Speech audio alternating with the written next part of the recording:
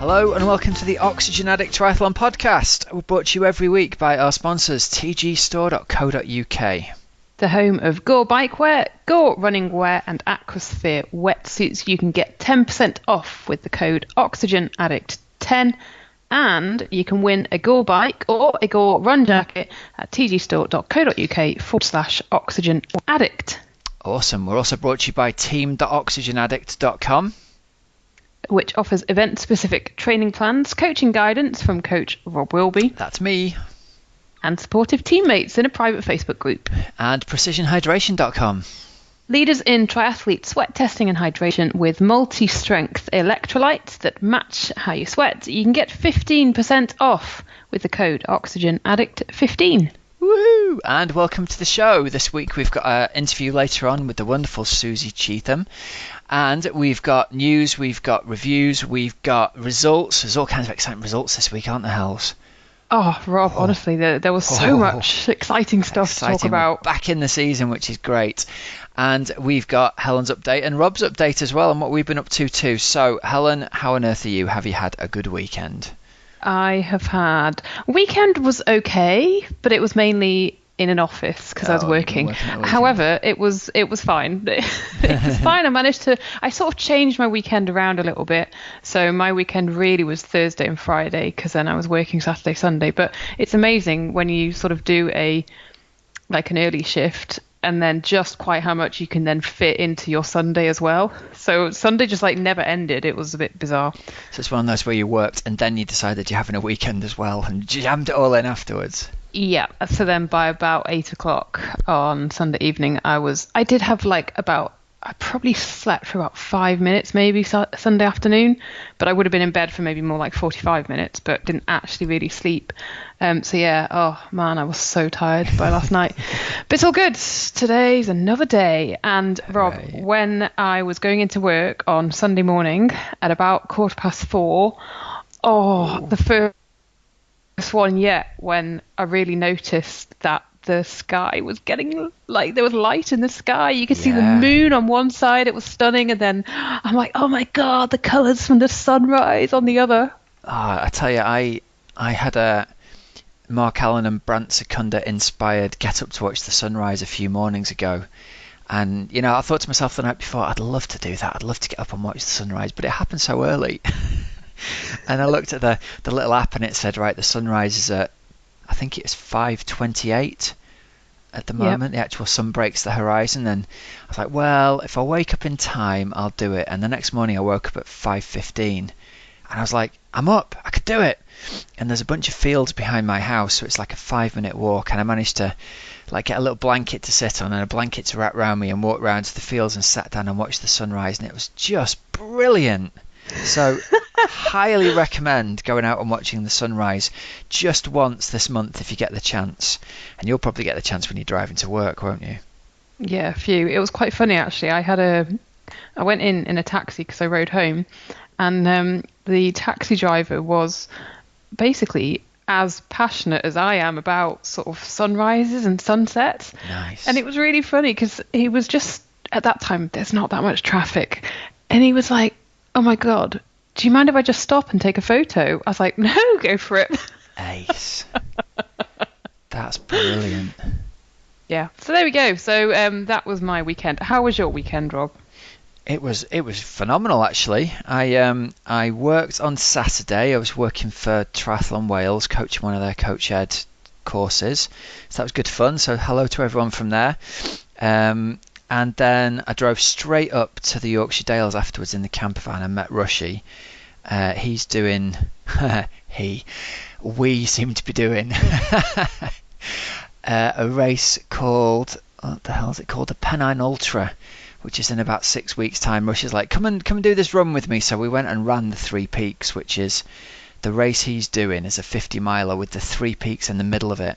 It starts at Malham and you run up to the Three Peaks, you do the loop, and then you run back again. And we just had one of those days that was just brilliant. Blue sky, pretty warm, 7 hours of running.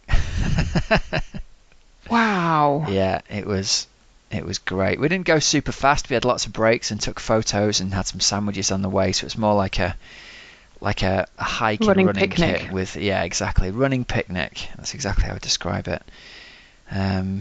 So it feel good. It was brilliant, yeah. And I didn't feel too smashed at the end of it either, actually. So Rushy was like, come on, come and do this race with me. And I was like, you've got to be joking, it's 50 miles. But today I'm sort of thinking, actually, quite fancy that. You should, Rob. So we shall see the Pennine Ultra. We're going for another big run in another couple of weeks. I think I'll make my decision after that. Or maybe I should commit now. Oh, well, don't they say the hardest thing is ticking that, clicking on that enter button? Yeah, that's true, actually. So you can do it. I think you give out a lot of advice about these things, Rob. So I think listen to your own advice. Just bloody enter. Yeah. Essentially, just bloody enter. All right. That's it.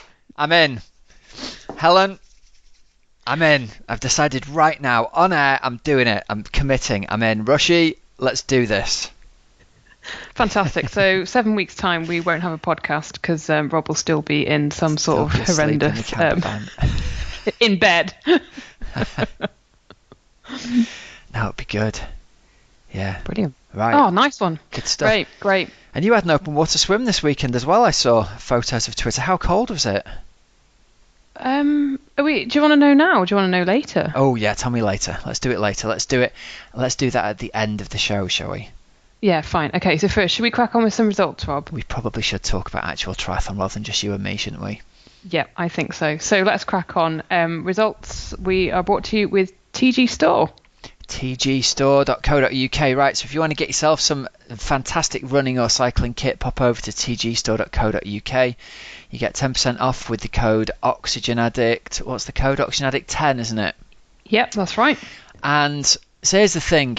Why should you buy from them rather than buying from one of the massive online stores where the prices might be a bit cheaper? So Andy from the TG Store had this same conundrum himself, and he's come up with all kinds of old world benefits from buying from them. So the first thing they've got is they've got lifetime cover for their Gore-Tex fabric. So if you fall off your bike, if you have an accident, if it gets worn out and ripped, they will repair the garment free of charge if you send it back to us.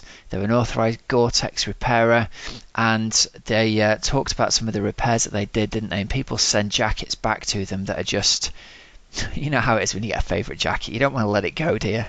Not at all. No, not at all. So if you're the kind of person like me who rips jackets, it'd be a nice thing to be able to do, to know that lifetime cover for your jacket, only if it's bought from TG Store. It's not if it's bought from anywhere else. So I think that's a nice little bonus there, Helen. It's the kind of old world service you used to get from a store back in the day, isn't it? Absolutely. And instead of, Haribo or whatever, they actually send you something useful, because all Gore-Tex garments come with a Granger's proofing solution sample.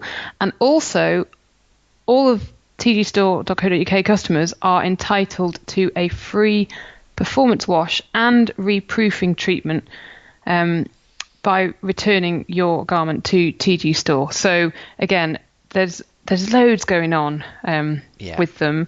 They're a family-run business of runners and cyclists, so they understand what we're all after. We want good products. We want things like lifetime cover.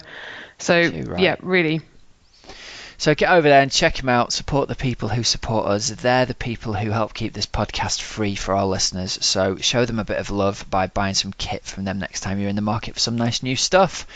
And with that, we will head over to the results section, Helen. And the big first news is from the Ironman 70.3 North American Championships in St. George.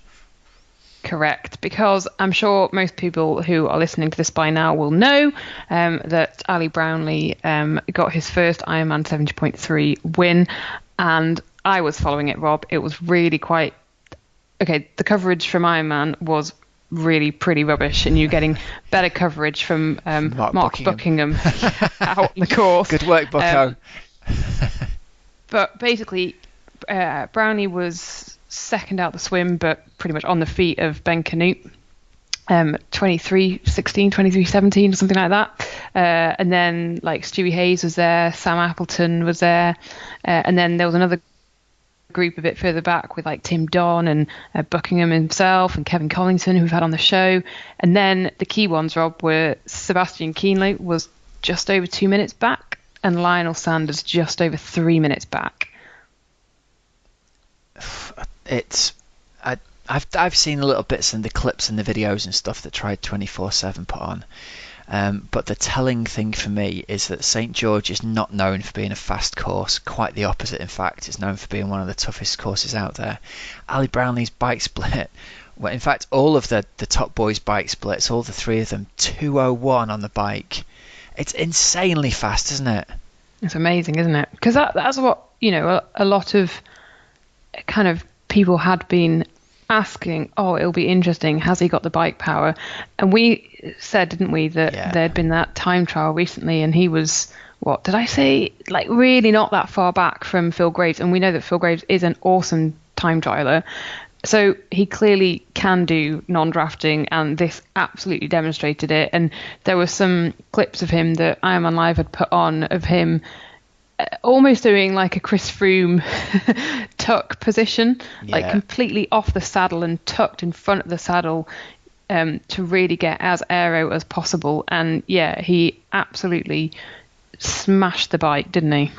I think there's a lot of people, especially in America, where didn't really understand how good he is on the bike. They knew he was the Olympic champion, but there's always that sort of that offhanded put down comment of, well, it's just like an anaerobic wet run, isn't it? They're not even any good on the bike. And I think people really underestimated how strong he was. And when we had Phil Graves on, then he was talking about how he was one of the strongest riders that Phil had ever ridden with. You were thinking, right, okay, this is a guy who is one of the best time trialists in the UK. And so I think it's shown his class, the fact he's ridden the same split on his own as Sebastian Kienle and Lionel Sanders did riding together.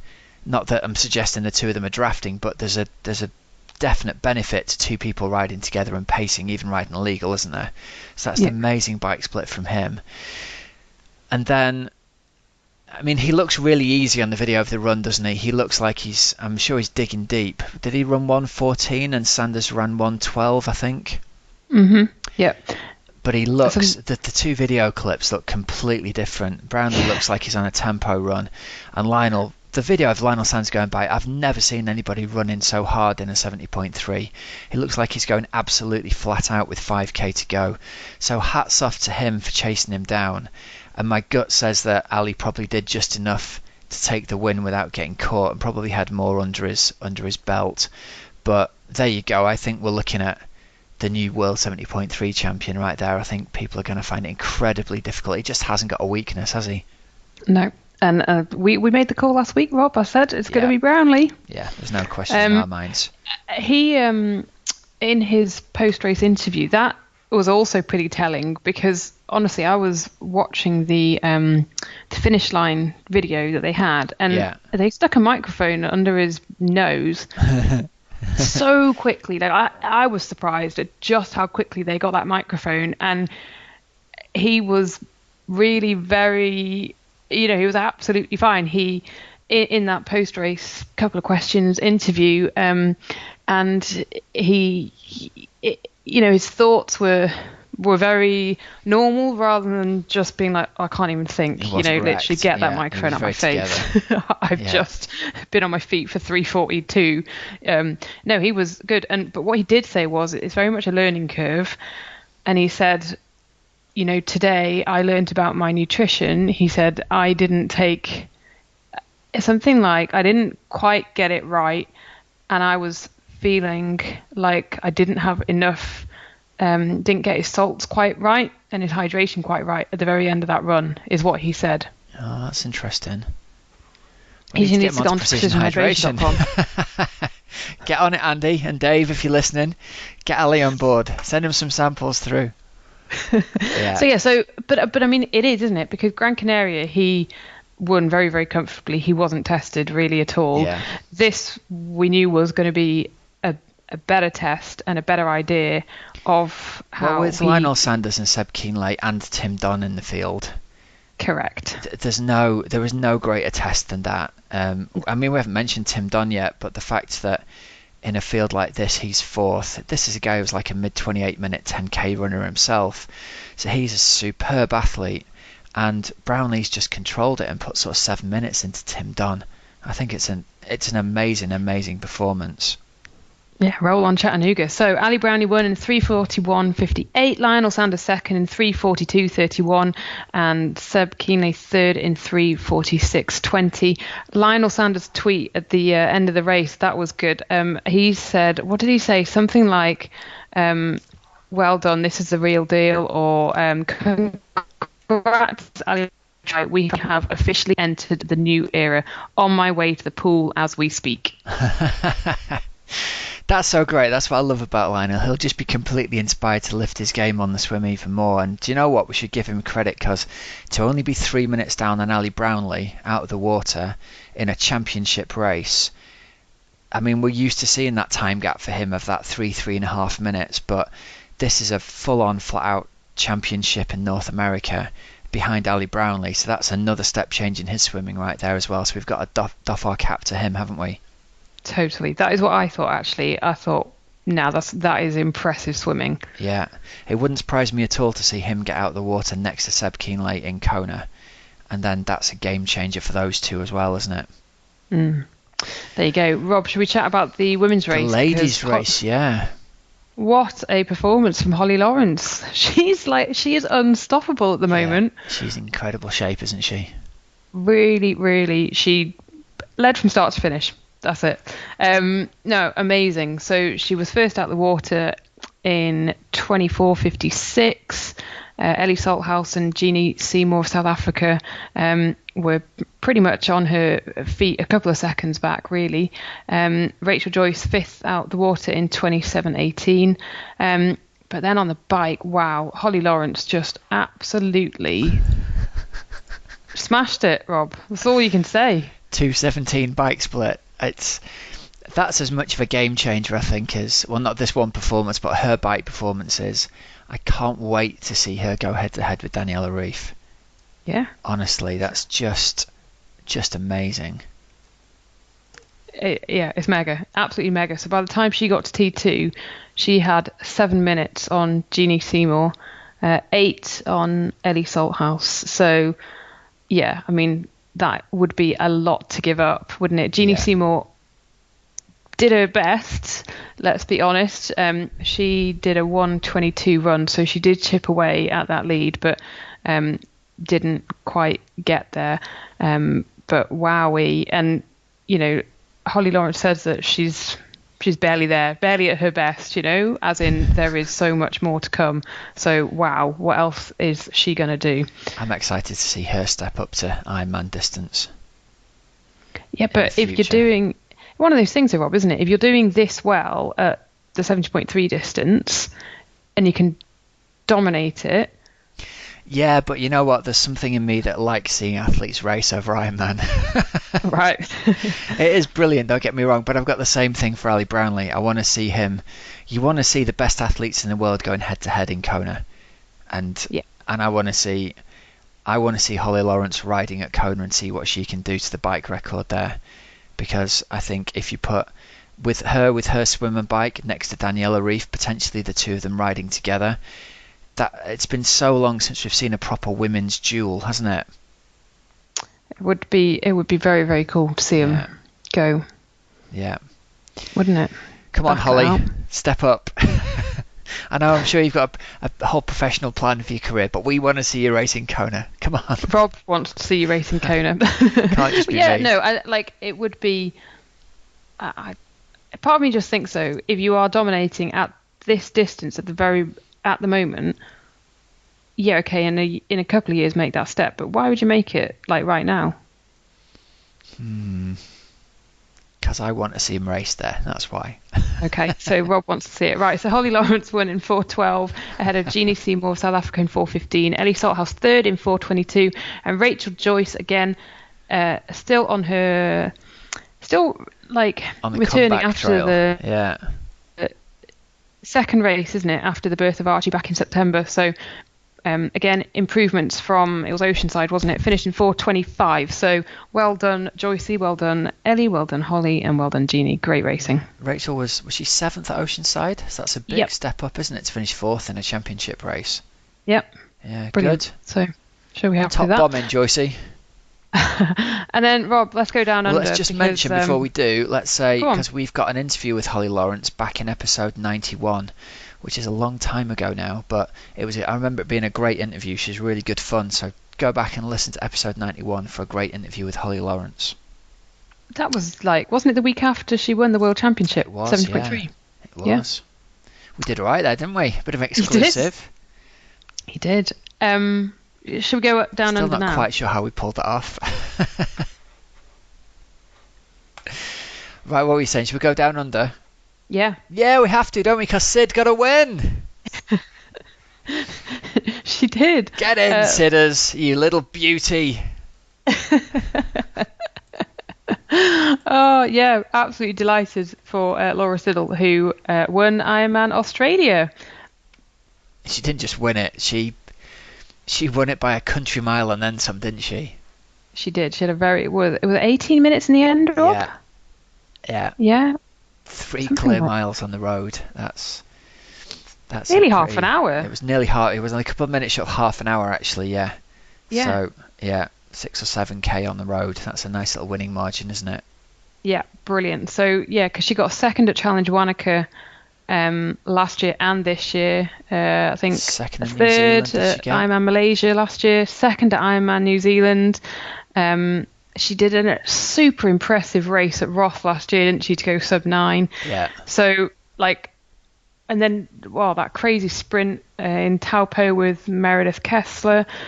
It's we know she's got it, and it was just about actually this time getting the win. It was amazing. So really, really chuffed for her.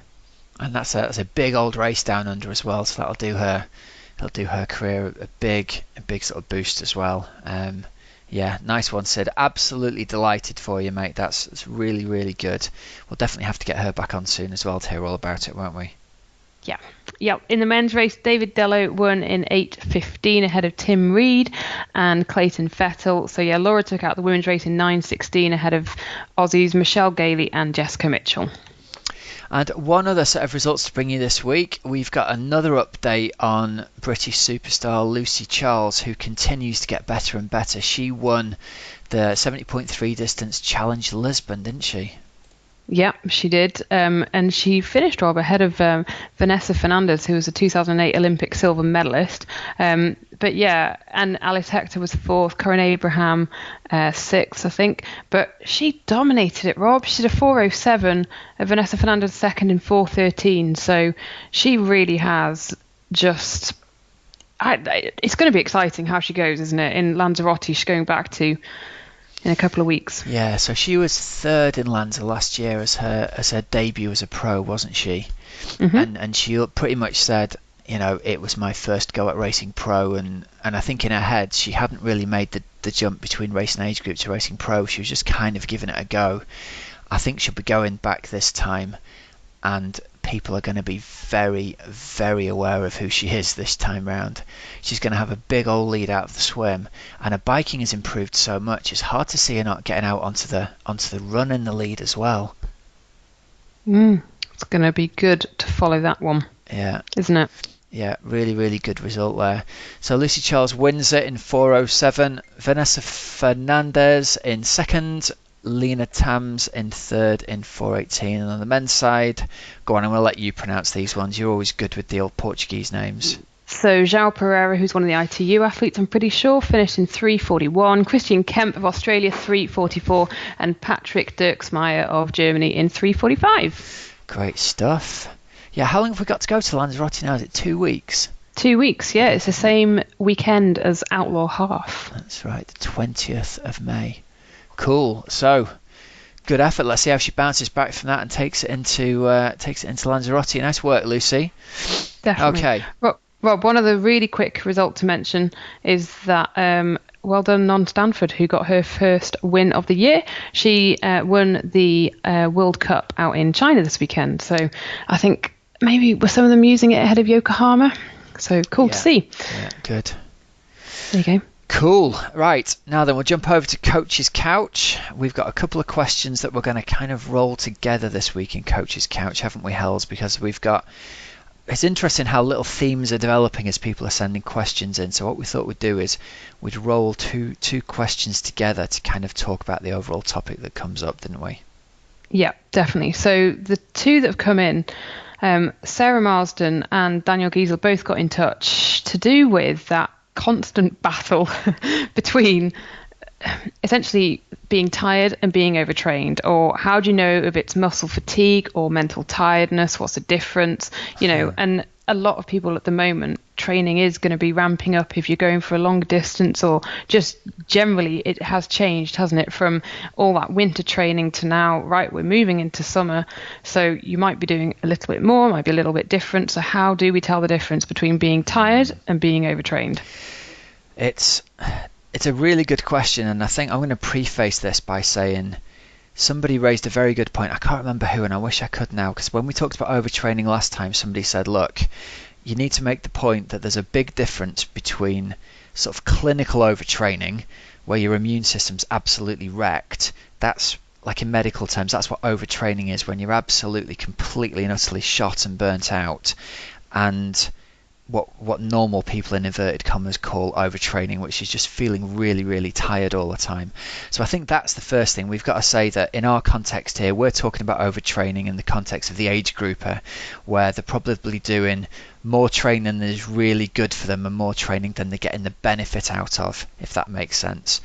So the first thing I'm going to say with relation to Ironman training is you're only going to improve your fitness if you recover from the training that you do session by session and week by week. If you don't recover from that training, all that's going to happen is you're going to get more and more tired. You're not going to get more and more fit, because that fitness improvement happens during the recovery space that you allow yourself.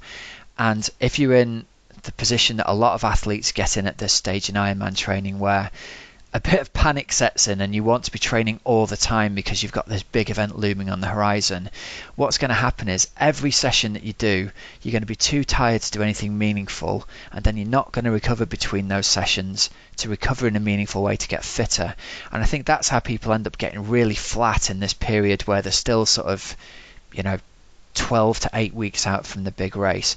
So my first tip for you is schedule in at least one dedicated recovery day each week. And the way I do it with the athletes I coach is I'll typically break the week up and I'll say Monday is an absolutely dedicated recovery day. You're either going to do nothing at all, or you're just going to do a very gentle recovery swim. And the aim of it is simply so that you can then start the rest of the week and you can get your training done and it all gets absorbed. And then I try and schedule in a day on Friday where it's a much lower intensity and shorter duration. So the athletes end up with Tuesday, Wednesday, Thursday with either more intensity or more duration, and then Saturday and Sunday for Ironman athletes it's going to be with the longer distance training going on there. But the first thing we schedule in is the recovery, and the training that happens in the week is only going to happen if you've recovered appropriately from the long distance training that you've done at the weekends. Daniel's question about is it muscle fatigue or is it mental tiredness is a really good one, and it's incredibly difficult to answer because I think they're all rolled up together. I think in that run up to an Ironman you end up very fatigued mentally as well as physically, and it's hard to know sometimes whether you're tired because you're a bit burnt out mentally or whether you're tired because your muscles are just extremely sore. So take care of your recovery first. Get those recovery sessions in and get a massage to get recovered if you are feeling particularly sore, and that's going to take care of the main physical component of it. To address the mental tiredness, what I'd say is what you're going to have to do is find a way to switch your brain off from thinking about your Ironman, which is a real big challenge that a lot of people face because they're thinking about the race all the time. And I think you've talked about this before, Hells, that phase where you're really focused on your training. You wake up in the morning and you're thinking about your training straight away, aren't you? Yeah, definitely. The alarm goes off and you're like, right, okay, to the pool, off we go. And then you're thinking about it during work maybe, or you sort of, I don't know, you kind of perhaps even see work as a bit of, if you don't have a very manual job, perhaps you see work as a bit of a recovery as well. If you're at a desk, that is when you don't have to be running around like a lunatic sometimes. Obviously that is very, very different if you have more of a manual job.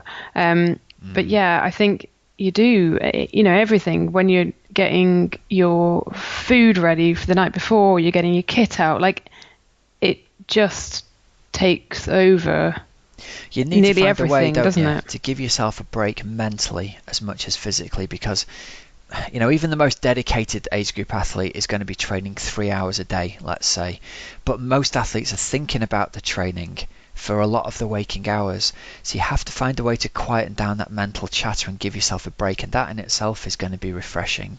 So I think, to answer Sarah's original question, the best thing that you can do is schedule in some recovery in terms of physical recovery time. Build that into your week as the first thing that you do. So the first thing you consider is not when do I get my long ride in, it's when do I get my recovery from my long ride in. Because if you're not going to be able to recover the next week, then there's no point doing that long ride. You're just going to put yourself in a hole. So as long as you're scheduling the recovery time, you're scheduling in some physical therapy, whether that's in the form of recovery sessions or massages, and scheduling some mental break time where you're not thinking about your training and your performance at all, then that's a real good way to make sure you can keep yourself as physically fresh and mentally fresh as is reasonable within the context of all the volume of training you're going to be doing for your race. And I think the other thing, Rob, is be brave as well. Like, you've got to be brave sometimes to say, you know what, I know that this is more than just I don't want to go and do that this morning. Yeah, totally. I am actually tired. I am going to give myself an extra half an hour, 45 minutes in bed, and I'm writing that session off. Yeah, I think you can certainly sit back and go, well, the key sessions that are going to happen in the week are going to be your long ride or your long brick and your long run. If you can be fresh for those two runs, for those two big sessions, try and get everything else around that to be preparing you for those two sessions. You're going to build fitness across a whole series of weeks anyway, and everything else becomes of secondary importance then. And I think a danger is falling into the trap of thinking every workout is as important as the other one, and it's just not. You can cut out one of those early morning sessions and get some more recovery if you need it. If the payback is going to be you're going to be more recovered for one of the key sessions that you're going to be doing that week. Definitely. I think it is do be brave, because I've fallen into the trap of not being brave and actually writing it off every so often. It's being smart, isn't it, as well as being it's brave? Okay. Yeah. It'd be smart and think, right, what is the most important thing, bigger picture right now, and go with that, rather than thinking I have to do this. Getting everything done is not a sign of hardness, it's a sign of inflexibility. You have to be really smart to get the best out of yourself, I think. There we go. One other thing to do with Coach's Couch is that Alan Prentice, who sent us his question last week about how long you should go for your bike and how long should your longest run be in your training in the run-up to a long-distance race. We didn't know which one he was doing. We didn't know how long it was. Well, we do now, because Alan told us he is doing Outlaw. So Awesome. Good luck. So good luck with that one.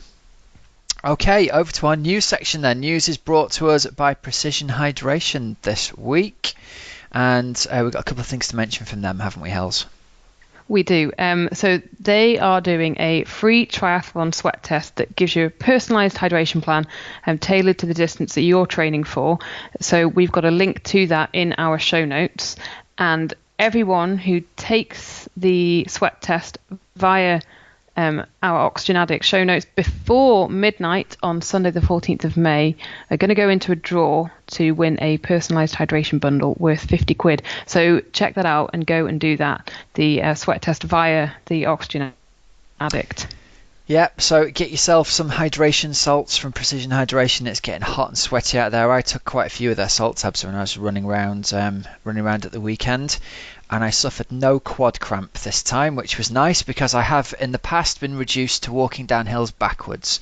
So thank you very much, Precision Hydration, for that. You've saved my quads. Maybe that's why you're so perky today, Rob. Maybe that's why you're feeling good. The magic of pH. You think that's what it is? Yeah. Right then, let's rattle through a bit of news then. Yeah, well, I'm going to start actually, Rob, we just mentioned there, with Outlaw half, because we've got it in 2 weeks' time. And basically, at the moment, the men's race is going to be awesome because Phil Graves is going to be on that start line. Ooh. He's confirmed he's racing. Carl Alexander, who won last year and the year before, we've had him on the show. He'll be there. Simon George, who was pretty much in front of Carl Alexander until the last 30 meters or something awful.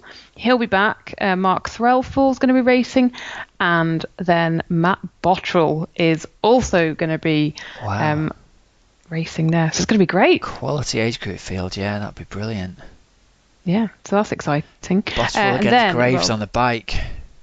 Yeah, definitely. Oh, it's going to be cool. Yeah. Right, then, other things that we have seen is that, we've mentioned Harlech Triathlon a couple of times. Love Harlech Triathlon, one of my favourite races from back in the day. Okay, yeah. Mine, when I did it, well, maybe it could have been slightly better. The weather was awful, and it didn't actually finish. It was such a nightmare, but it's such a beautiful part of North Wales, and that is going to be organised by Always Aim High events from 2018. So the people behind Slate Man and Sandman are going to be taking on the organisation for the Harlech Triathlon from next year. So if you do want a season opener, it's usually pretty early on, isn't it? Because it's a pool-based one. Then check it out with Always Aim High. Cool stuff. And one final little bit of news that Helen's seen. Shark sighting forces Australian swimmers out of the water. Yeah, so basically Busselton 70.3 in Australia was reduced to a duathlon. They had to get about 100 swimmers out of the water. I think quite a lot of people had finished their swim already. At that point, doesn't it? Yeah. But then they spotted this shark, basically, and they had to get everyone else who was still in the water out of it. So, about 100 were pulled out of the water. Oh, golly. I don't even like looking at that picture. No, and then they reduced the team event to a duathlon. So there you go. That really would put me right off. I'm hoping there are no sharks in Tenby. All right, so we're going to head over now for our interview of the week. The interview is with Susie Cheetham. That's right, Rob. And by the way, a few baboons make an appearance because she was still in South Africa when we recorded this. So, yeah, there might be a bit of baboon action. Brilliant. All right, here we go. Susie Cheetham, hello and welcome back to the Oxygenaddict Triathlon Podcast. And Susie, I'm speaking to you. You're not in the UK, are you?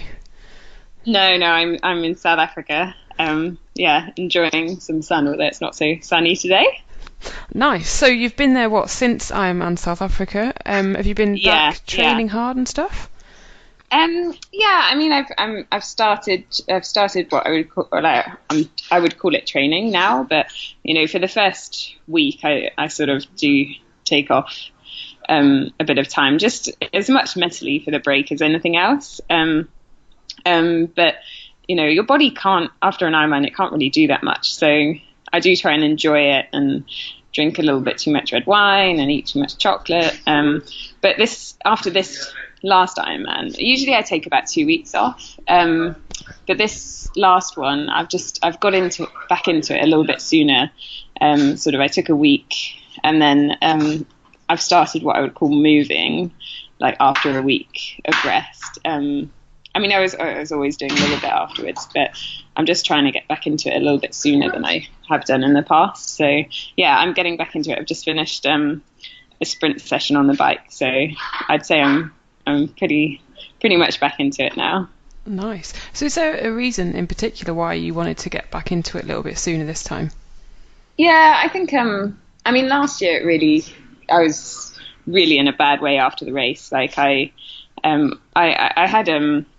broke my elbow and had to have it wired in January.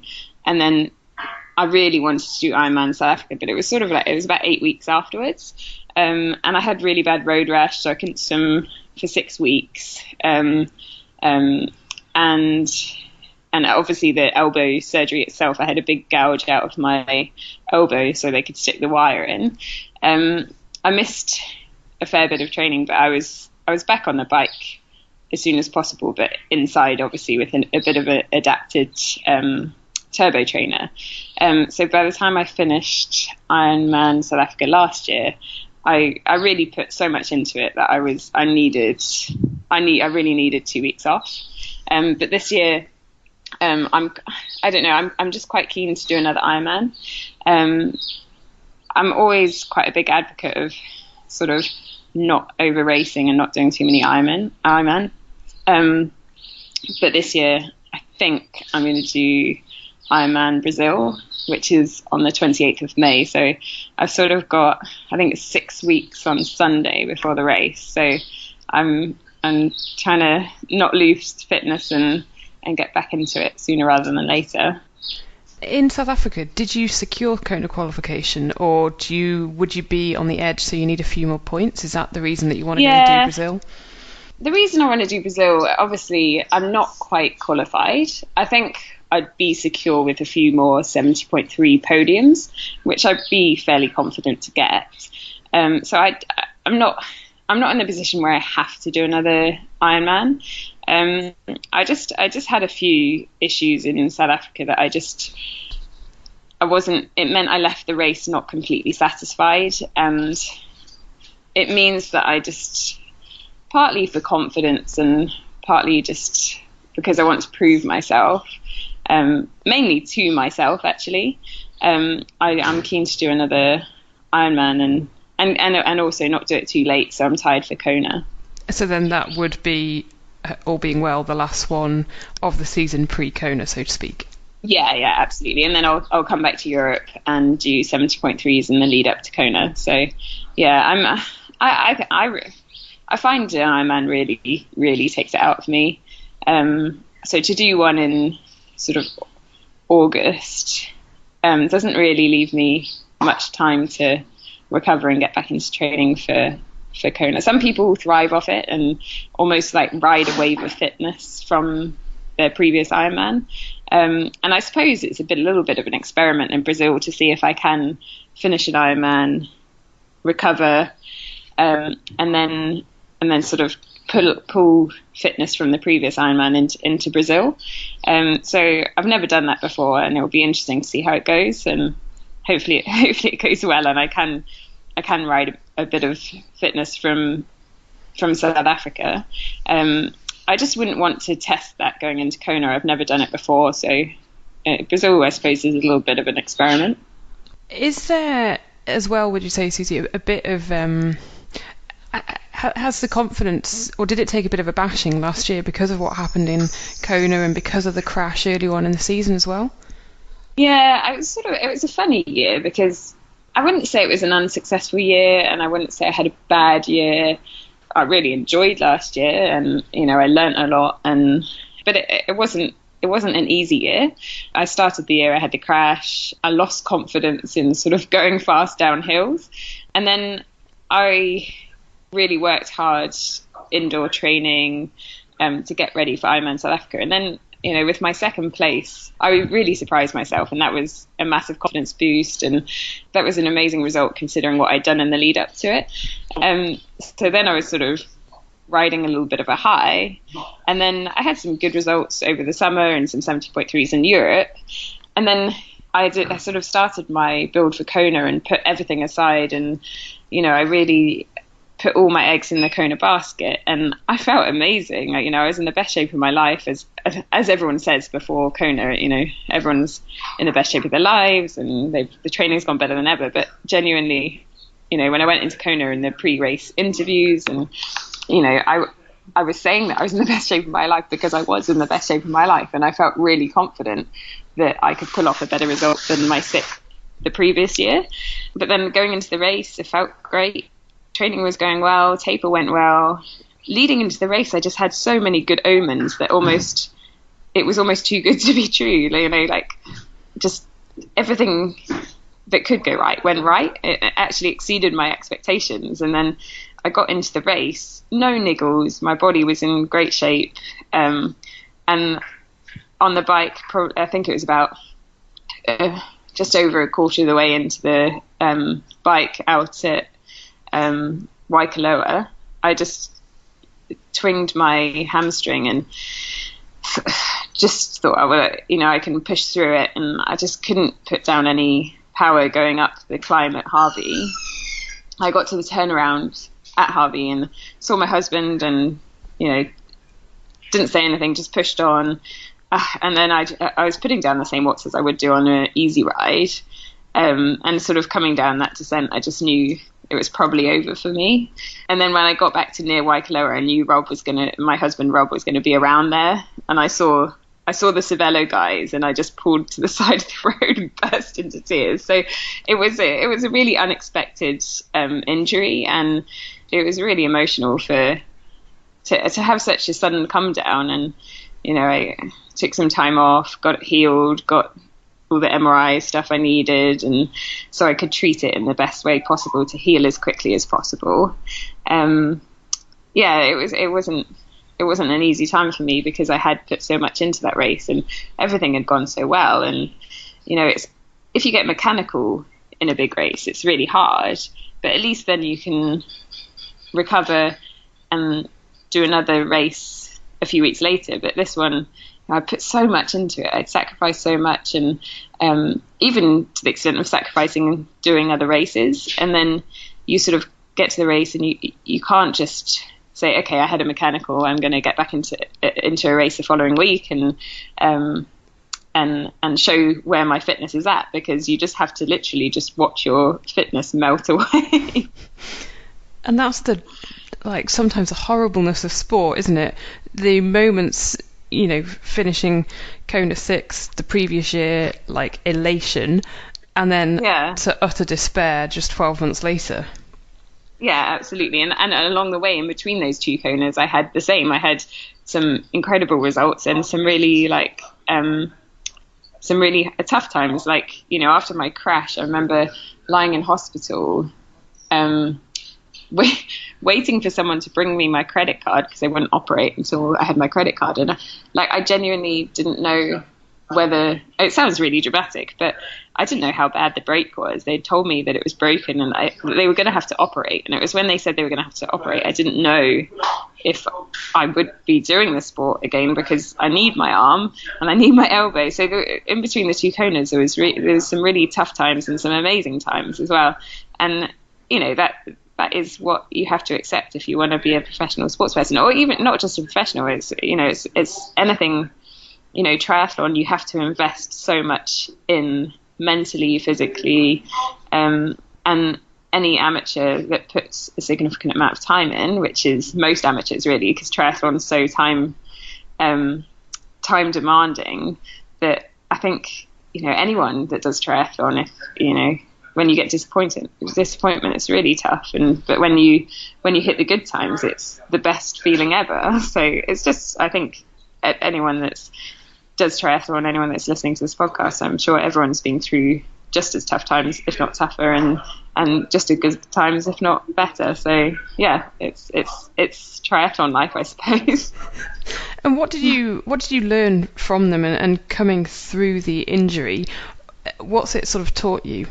To be patient, really. It's so easy to get caught in the moment and think that you have to sort of get back into it. And it's just like the Ironman race itself. In it, you have to be patient, and it's with an injury, you just got to accept it. I mean, it's easier said in hindsight, because you don't know what's going to happen, and particularly when you've got a soft tissue or tendon injury, as was the case with me, because it's not like a broken bone. You don't know when it's going to heal, or you do have to be patient, but it's frustrating. What helped with me in terms of, I say, I learned to be patient. What helped with me is that, it was the end of the season.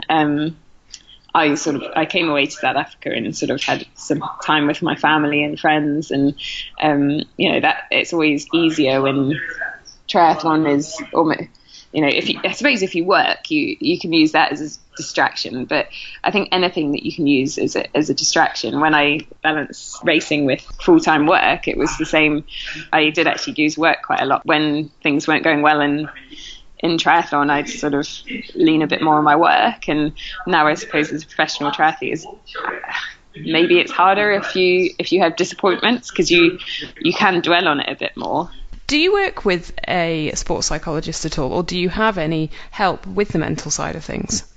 No, I don't. Not a professional sports psychologist. I think a husband. I always joke that my husband's my coach, my psychologist, my physio, my masseuse, and bike mechanic, and everything.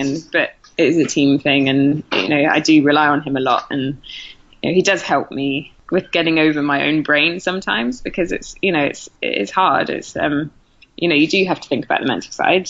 It is important, and I think there are many benefits to see a sports psychologist, but I think if I'm going to do that, or if anyone else is looking to do that, you just have to make sure that it's the right one. And a bit like a coach, you've got to get the right one for you, basically. Yeah, exactly. Because they can actually do more harm than good sometimes. I mean, until Rob took over, I self-coached for a long time, because I felt sometimes that I knew my body better than a coach would.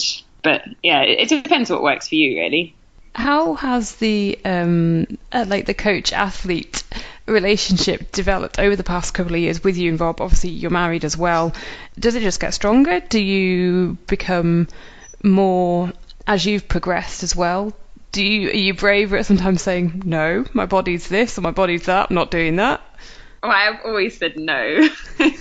It's just whether he accepts me saying no. It has evolved. When I first started, I coached myself, but I just realized that, it's too much to do as a professional athlete. You can't, you don't take a bird's eye view. You need someone looking in to look long term, to tell you to push when you don't want to, and to tell you to pull back when you don't want to. But in terms of having my husband as my coach, I think like I said, it has evolved, and we found that over time it's a relationship. Both our marriage and our coach-athlete relationship has evolved into a place where we found a happy medium, and we know what works. We know how to almost like park triathlon and just have a normal home life. We make sure that we have time for triathlon. We will make sure that we have our own time as well, because otherwise it just, during a big build into an Ironman, triathlon is pretty much all encompassing, and I think it could quickly be that actually we have this coach athlete relationship all the time, and actually we don't end up thinking about our marriage at all, which then I think if we didn't have our own time, I think then I'd have no coach or husband. So we do have to manage it, and it's something that we have evolved to work out the boundaries and work out what works and what doesn't work. I know when we spoke to you last time, you talked about how your swimming had massively improved, and you've obviously still done so much work on your swim. Are you at the point now whereby you're like, you know what, I'm pretty darn proud of that? Yeah, do you know what, I think if you'd asked me before Ironman South Africa, I would have been quite frustrated, because I'd improved so much on my swim in the pool, and I couldn't really translate it. And the most frustrating thing I find about swimming is that, the improvement doesn't always show.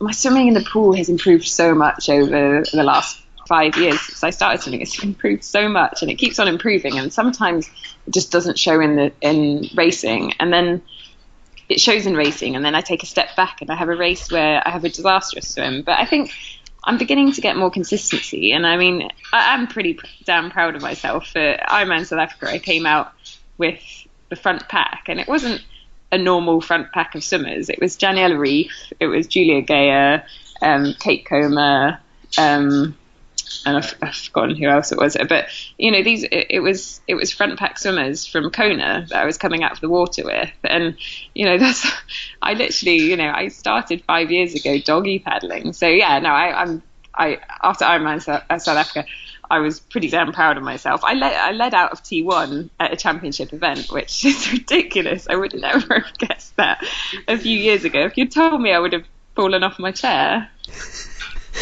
Is it a lot of technique work and a lot of time in the pool, a combination of the two? I don't know. I swim usually about 5 times a week on average. Having said that, I haven't swam once since Ironman South Africa, because the pool's so cold here now that I can't get in it. I'm actually supposed to be swimming later, so in my in-laws pool with a band connected to it. So it's literally a 5 meter long pool, and Rob stands there with a beer and a cord, and I do some sprints off it. So Yeah, he wins that one, I think. Yeah, it's suddenly winter here, so all the pools are suddenly cold, and there's no heated pool, unfortunately. So it's time to come back to the UK. But no, back to your original question. I pretty much go off the structure of like a threshold swim, a speed swim, a technique swim, a strength swim, and then like a long aerobic swim. And I do quite a lot of one-on-one work with Rob, but generally the structure of my swimming is set up at Team Bath at the facilities at the university, and that's headed up by Mark Threlfall, and he sets all of our sessions, and there's a really good group of swimmers there. I'm by far the worst swimmer. Yeah, it's really pulled me along, actually. I think swimming in a 50-meter pool has helped me improve. The structure of his sessions has helped me improve. And swimming with people that are significantly better than me, I think, has been keeping me on my toes and really, really pushed me along. So I really miss swimming with that group because I've been away for so long. I'm looking forward to going back. And I think Vicky Holland's actually swimming there now and is based there. So there's a good little group, and I really enjoy swimming there. Have you got to the point whereby you actually love swimming? No, to be completely honest. I love swimming when I'm fit. I love swimming a hard session. I love a threshold session, and although I a lot of the time dread it, I love the feeling of a threshold session and hitting my times, and then I actually would say I got to the stage where I love it. But what I don't like about swimming is like the long aerobic work. To be completely frank, I just get a little bit bored of long aerobic sets. But if I'm doing something, medium length with some thresholds, with a main set that's a threshold set, I really, really enjoy that. And I would say I enjoy that. But swimming in general would be the first thing to go for me. I absolutely love cycling, and I absolutely love running. I enjoy swimming. Not quite the love. It's not. Like I say, I love the hard sessions. Yeah. Especially once they're done. But I don't, the long stuff, looking at that black line continuously, I haven't got to that stage where I would say I love going to the pool. You don't find your zen moment, whereas out in the run you could probably get into exactly, that. Yeah, no, I went up for a run on this, in South Africa. We live at the base of a mountain, which it's sort of 600 meters to like white sandy beaches, and there's a sort of cliff path that you can run along, and then we're 200 meters from the base of the mountain and you can run up the mountain. And I did a long run this morning, and I went up the mountain along the contour path, down the mountain, along the beach, and then back to my house. And that's my zen moment. I just, nothing in the world can ever beat being able to run in the mountain and along the beach in the same run. That's where I find my happy place. It's just amazing. I don't get that with swimming so much. I have a massive smile on my face right now because I could, when you were describing it, I was like, oh, that is my idea of heaven. Oh, yeah, it's pretty amazing. Yeah. So, right, we're all coming to South Africa. So, Susie, probably looking at Ironman Brazil, then are you going to be doing Staffordshire 70.3, or does that not quite work? What are the other 70.3 potential plans? Do you know what? I said leading into South Africa that my season would depend on how South Africa went, and if I qualified for Kona or was close to qualifying for Kona. So pretty much if I podiumed, I would settle into a European 70.3 season, and but my season would be dictated by sorry, my dog's barking. I think there's actually baboons in the garden, so I thought that my season would be dictated by Ironman South Africa, but having done Ironman South Africa, not being completely happy with it, now I'm saying I'm keen to do Brazil, and I think I'm going to do Brazil, and the rest of my season will depend on Brazil. So in terms of which 70.3s I do later on in the year. I haven't actually decided. I'd like to do Dublin again because I've won it since it started 2 years ago. So I'd always like to do that, and it's always quite a good time before South Africa. I think it's usually about 4 weeks before. Not South Africa, before Kona. Yeah. So I think that's quite good timing for me. I'd like to do Norway, but it's the same weekend as Edinburgh, which is obviously almost like a home race. There's just so many races now, and I want to do them all, but you just can't. So to answer your question, I'm not sure exactly which ones I'm going to do. What about Roth? Or probably not for this year, but was it on your plans last year? Yeah, that was sort of part of my roller coaster ride of emotions, because I planned to do Roth, and I just wasn't. I wouldn't say I was injured. I was still training, but I just had a bit of a plantar fascia problem, and it was a niggle. I wanted to take a bit of time off running and sort the plantar out, and just be a bit more fresh going into Kona. I didn't want to go into the Kona build with a niggle and then have to. That was almost what I meant by putting all my eggs in the Kona basket. I didn't do Roth because of Kona. I wanted to go into the Kona build with no injuries, and although I wouldn't say it was a full-blown injury, it was a niggle, and I didn't want to go into Kona with that. So it was on my list, and it really is a bucket list race, and I will do it one day. It's not going to be this year, maybe next year. I think Daniela Reef actually took my number at Roth, so I feel like I'm partly responsible for her ridiculously rapid race. Thorsten actually told me that when they gave it to her, it still had my name in the envelope. So I feel like I'm indirectly responsible for, like, what was it, 8? It's almost the world record, wasn't it? But yeah, was it like 4 minutes short or something? Yeah. So something ridiculous. Have you mentioned this to Daniela? Have you said, look, that was my number? I didn't actually. No, I didn't. I actually forgot about it until you mentioned Roth. When you knew that she was going to be doing South Africa this year, yeah, is your initial thought, oh man, or do you think, brilliant, bring it on, I want to race the best? Yeah, do you know what? I was chatting to her last week or whenever the race was, and I was saying I thought she was going to do South Africa from when I was planning my season in like November. I was pretty sure she was going to do it because, as clearly the best in the world, she won Kona by something like 20 minutes, 25 minutes. She's always going to do a championship race, unless there's something really on her radar that she really wants to go to a certain race or something.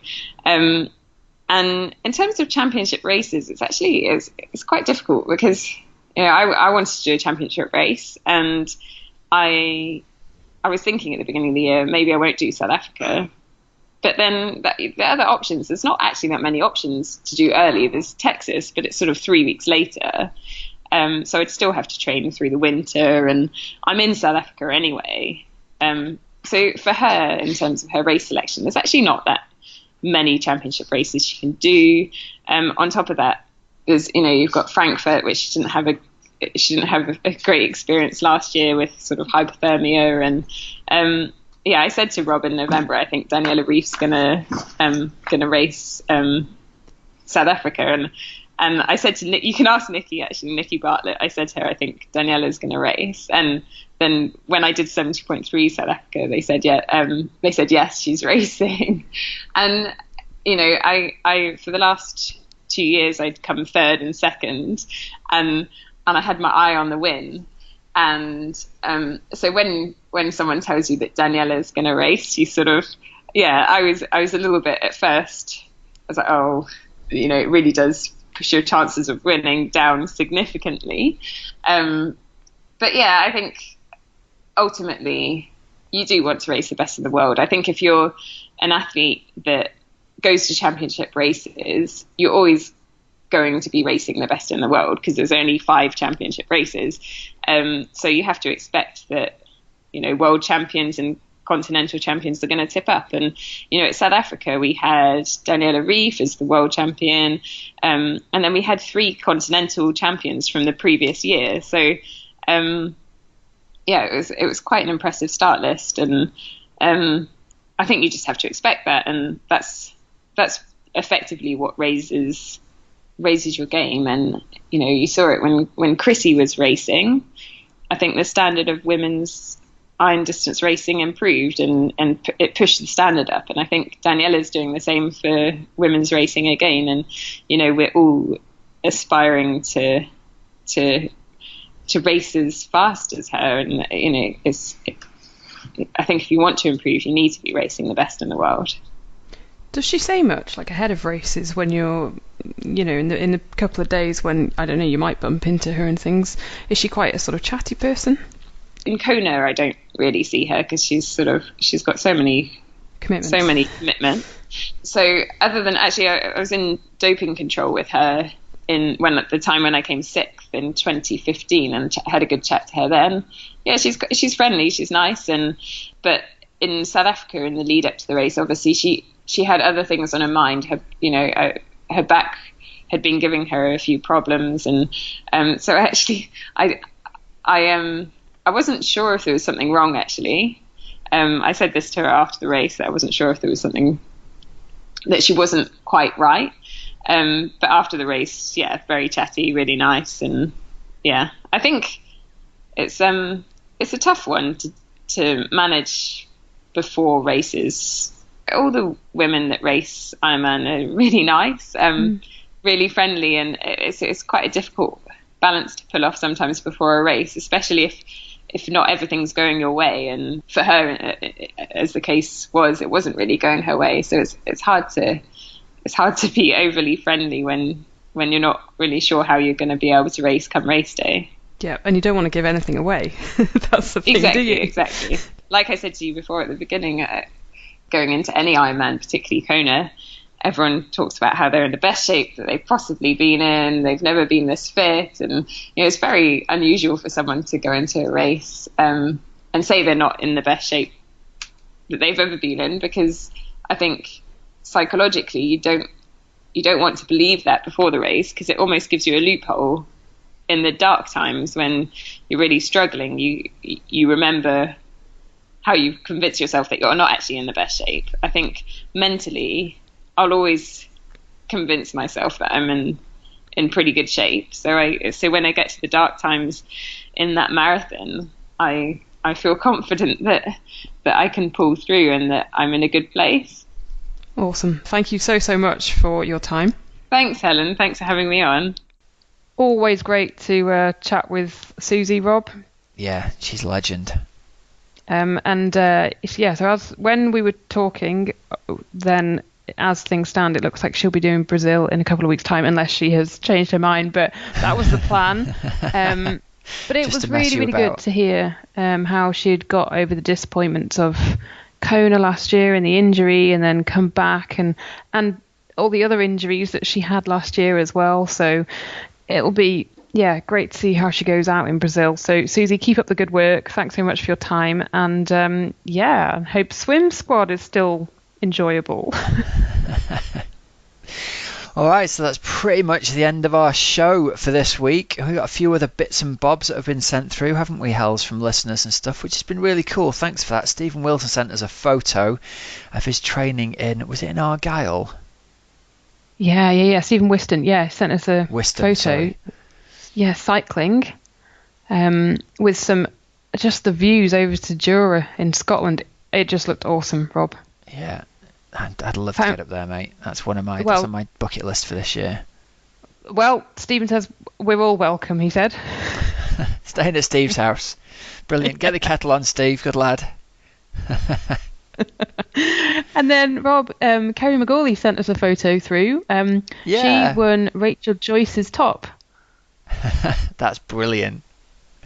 I'll tell you who's not going to be sending us through a photo is my pal Andy Heaps, who won Rachel Joyce's tri-suit.